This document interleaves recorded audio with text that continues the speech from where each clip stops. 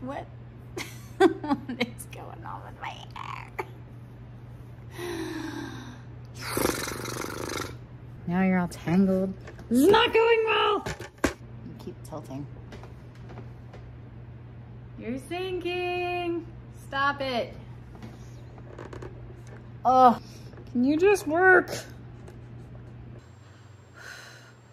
It's like giving birth. Can you stay? Now it looks like I have feathers, like some... Actually, that's not a bad idea for one of the headdresses. This is what I do all the time. This is how the relic wearing gets created.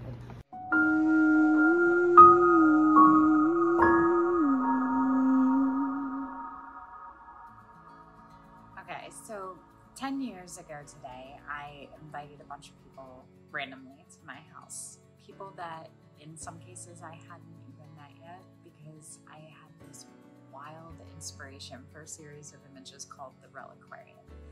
And we had a big party and a lot of food and a lot of wine.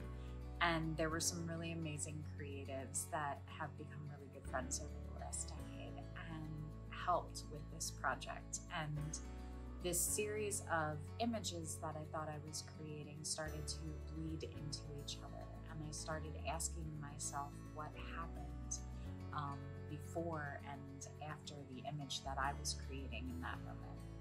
And I started to realize that it wasn't a series of images that I was creating, that it was a story, that it was a novel.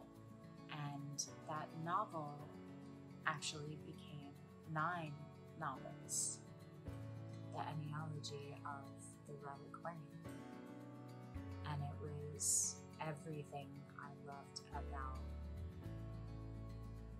the magic of losing yourself in a novel with really beautiful plot and storyline,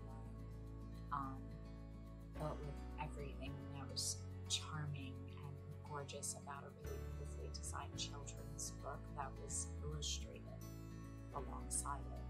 And it was something that I wanted that didn't exist in the world.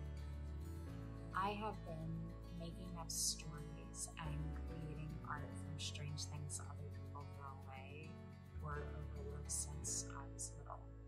And for a while, I tried to be professional. I tried to put my talents into something practical. I was really good at wedding photography. I was really good at boudoir. And I was really good at teaching both the business and the art side of things. And I made really good money from it too. And then I got an invitation from a prominent company at the time, and they wanted me to teach, but only if I took everything Reliquarian related down. And it was because what I was really good at and what I was known for was boudoir. And at the time, I was getting paid to tour the country with A-list companies and magazines, and I was sponsored by major camera companies for my gear, and I was internationally published and a best-selling author for my photography books, and the Reliquarian didn't fit the brand for all the sponsorships and companies that wanted to work with me. And I walked away from it. And honestly, sometimes I still second guess that choice, considering that was making me a ton of money and bringing me a lot of notoriety and a lot of opportunities for collaboration and sponsorship.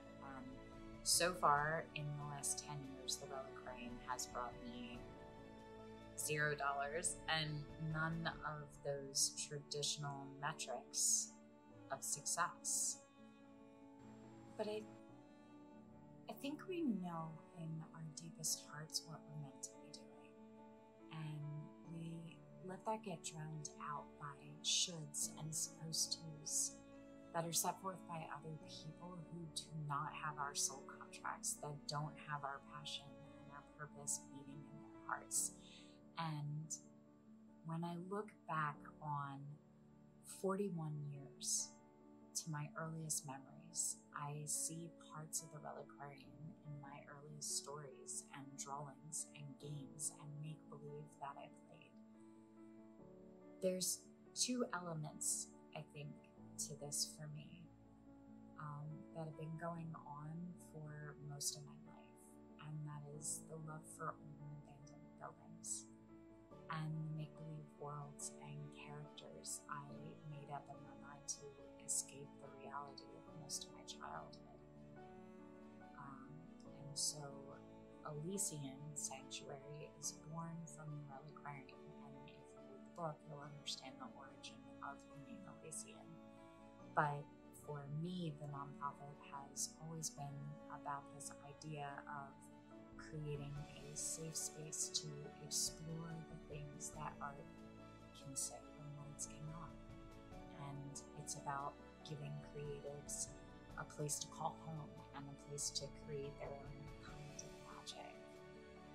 And so in the last 10 years, the reliquarium has been this labor of love, both in the writing of the novel and the creating of the images. And I've gotten a lot of pushback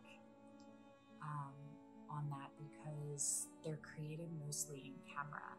They exist primarily in the actual world instead of in CGI or AI or retouching and compositing. And it would have taken a lot less time and effort and mess to fake it, to have it all be digital. But I think now that I'm into the project, that it was never about completing it, even though I thought it was. And someday I do hope to finish it. But it was more about giving myself my childhood back. It was about permission to play and to dress up and to create art and to tell stories and to live in magical worlds.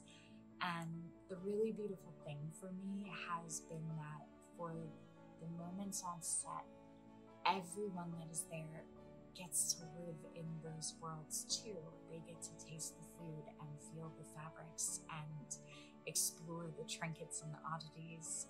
And reality is what I made it, even if it's only for a little while. So today is my birthday as I'm filming this, and the universe recently gifted me my Victorian mansion in the woods on a mountain, where I'm pretty sure all of the locals already think that I'm somewhere between crazy and possibly a witch. And so in the last few months, I let my fear of scarcity take back over and let the voices in my head that sound like the people that raised me tell me that it's not practical and that I won't survive and I'll lose everything because I'm always biting off more than I can chew, and I'm never satisfied, and my dreams are always too big and too impractical, and I better run it as a bed and breakfast. I better be smart. I better have a good plan for all this, a practical, responsible plan. But I'm not gonna. I am going to trust fall into what I have always known is what I'm here for, and what feels in alignment with my spirit and my heart and my passions, and I'm going to trust that everything I need will show up for me to support that. So I have named her the Reliquarium House, and her purpose is to be a playground and a home and a museum and a garden and an adventure. She's for both the inner child and the crone and the mother and the in-between that I am between those two right now. And it's also for you.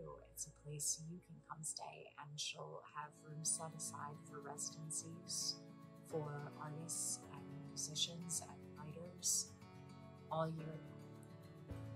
And I'm also rejecting handling that in a normal way with applications and fees and pomp and circumstance. At heart, I'm a really nostalgic romantic, and the building is an 1800s Victorian mansion, which, by the way, has always been owned by artist women. And so if this is somewhere that you're feeling called to, you send a postcard or a love letter, preferably one that you make yourself. And that's it. That's the process of applying. You send a postcard and you tell us what you want to work on and how long you'd like to stay and how we reach you. And your stay is free. You create something worthwhile here.